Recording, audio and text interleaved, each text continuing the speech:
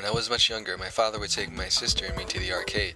My mother would wait in the Nathan's attached to the arcade while the three of us indulged ourselves. Crossing over from the relative calm of the fast food restaurant to the game room was entering a deluge of sound and light. The various songs, explosions, gunfire, and computer-generated sound effects blended together into one deafening cacophony. At the same time, each machine tried to concoct a unique blend of flashing lights that would tempt you to deposit your precious quarters into their slots and no others. Within that strange space, my father and I spent time together without actually interacting. Having a conversation was out of the question. The room was so loud it would have been impossible to get anything across, and there was no chance of eye contact. The machines held our gaze captive, only releasing us back into drab reality once our cash was depleted.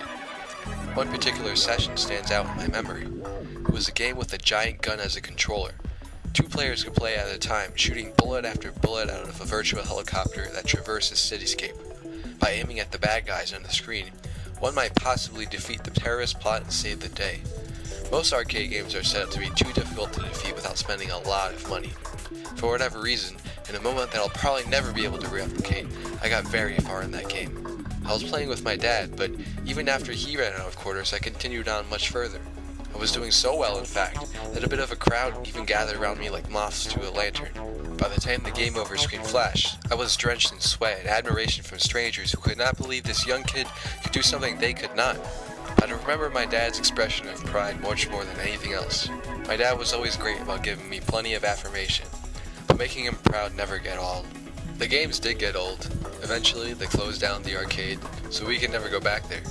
And I think it's better that way. Maybe the games wouldn't be so fun if I played them all these years later. Maybe I would never play as well as I did that day.